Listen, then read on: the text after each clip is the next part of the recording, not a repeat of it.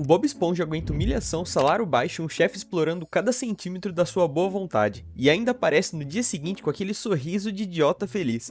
Mas aqui que tá o que ninguém fala. Ele não é apenas alguém que gosta do trabalho, ele tá preso. E o pior é que ele mesmo cavou essa armadilha. Lá no começo, no primeiro episódio, o Procura-se Ajuda, o Bob Esponja era uma pessoa completamente diferente. O Siri Cascudo pra ele era só um restaurante, um bom restaurante que ele gostava, tudo bem. E ele achava comida boa e gostava do lugar. Tipo você falando que o McDonald's é bom. Não é fanatismo, é só uma opinião. O que ele realmente amava desde sempre era fritar hambúrguer. Esse era o ponto central do personagem desde o início. O Bob Esponja era um cozinheiro talentoso que adorava o que fazia. O Patrick já dizia isso no primeiro episódio, que o Bob Esponja era naturalmente bom nisso desde que aprendeu a falar.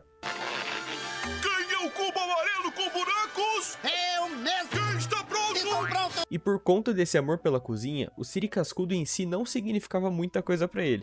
Era só o lugar onde ele fritava. E isso fica claro no episódio A Chefe de Botão, quando a Pérola assume o restaurante e começa a mudar tudo. Uniforme, nome, decoração. E sabe o que Bob Esponja achou? Ele simplesmente adorou. Ele não ligou nem um pouco. Enquanto tivesse uma frigideira na mão, ele tava bem. O problema realmente começa quando ela muda o cardápio e tira todos os fritos. E aí ele vira um mascote, fica desfilando humilhado na frente de todo mundo e fala uma coisa muito importante. Ele fala que isso é humilhante e ele é cozinheiro. E ele não disse que ele é um funcionário do Siri Cascudo, ele falou que ele é cozinheiro. E o restaurante em si não é o ponto, e sim a profissão dele. E esse traço nunca sumiu dele, até mesmo nas temporadas mais recentes. Em um episódio da 7ª temporada, ele vai contra o próprio siriguejo, contra o lucro do patrão, só para trazer os hambúrgueres de volta pro cardápio. E não era uma questão de princípio moral elevado. Era simples, ele queria fritar e alguém tinha tirado a grelha dele. Eu vou simplesmente riscar. Chega de hambúrguer de Siri. Mas no começo da série, além de amar o trabalho, ele também não tinha medo nenhum de sair do emprego. No episódio Calças da Natureza, ele larga tudo porque sonhou em virar uma água-viva.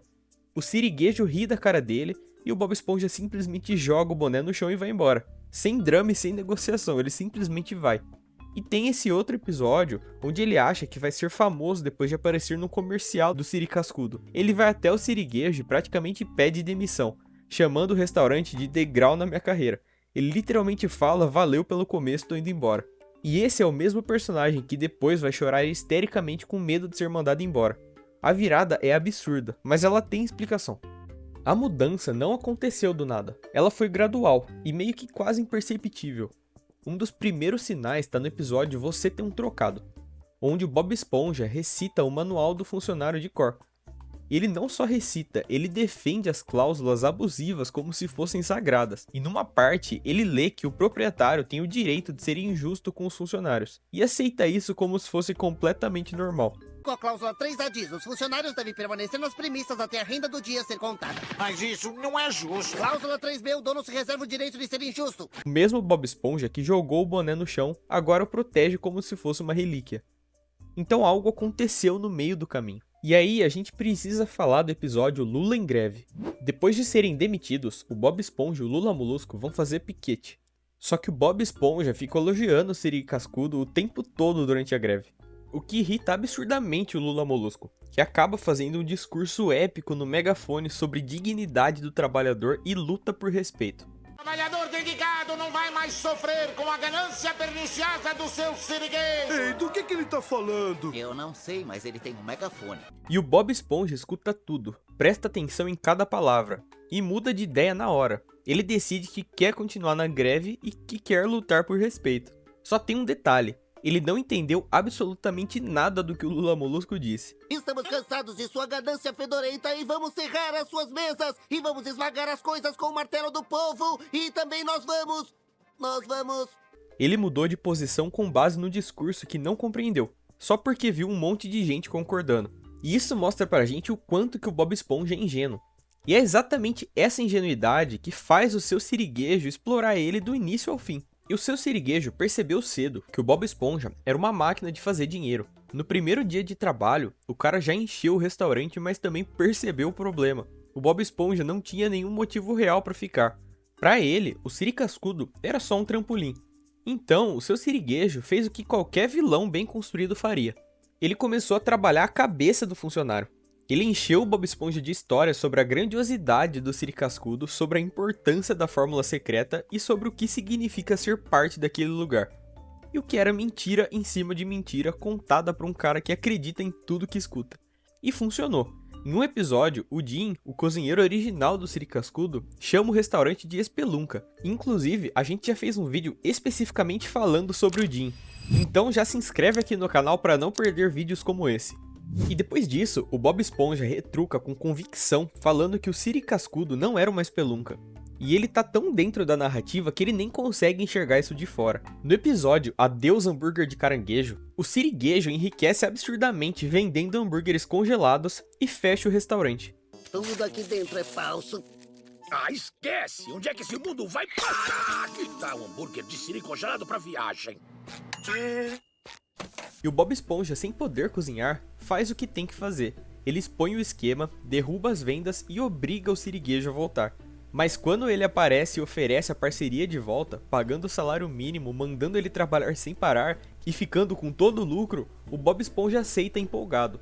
Eu serei seu chefe pagando um salário mínimo enquanto você trabalha sem parar. O que me diz? O Siriguejo admite em voz alta, sem cerimônia, que ele mantém o Bob Esponja porque ele é fácil de manipular. Ele é barato e não vai embora. E esse é o mesmo funcionário que 2 anos antes teria dado pé na porta se não aumentassem o salário. O episódio O Lugar do Bob Esponja talvez seja o mais cruel dessa lista. O Bob Esponja acidentalmente vira empreendedor. Ele abre um restaurante na própria casa e faz mais sucesso do que o próprio Siri Cascudo. Ganha dinheiro de verdade. E o Siriguejo aparece e, de maneira calculada, finge reconhecer o mérito dele. E o Bob Esponja, cheio de gratidão, fala que poderia ter um chefe. Alguém para pegar todo o crédito e todo o dinheiro. Precisa do senhor? Pra que você precisa de mim? Já tem tudo aqui. Uma mão mágica pra cozinhar, muitos clientes, dinheiro. Seria bom ter um chefe, alguém para levar todo o crédito e todo o dinheiro. E ele entrega tudo de volta voluntariamente, porque ele foi condicionado a precisar de um patrão. Especificamente desse patrão. Então a gente chegou num ponto mais assustador. Mesmo que o Bob Esponja quisesse sair, ele não conseguiria. Anos trabalhando no Siri Cascudo desenvolveram nele exatamente uma habilidade, que é fazer hambúrguer. No episódio Modelo Esponja, quando ele pensa que vai ser demitido e sai procurando emprego, o resultado é sempre o mesmo. Não importa a função, ele sempre acaba montando o hambúrguer. O que fez, rapaz? Eu te disse para construir uma casa, e não um sanduíche! E no episódio Bob Esponja, você está demitido, a situação se repete.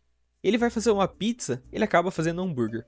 E aí, cara, como é que tá essa pizza? Quase pronta, mas eu mudei a receita um pouquinho. Sem problema nenhum.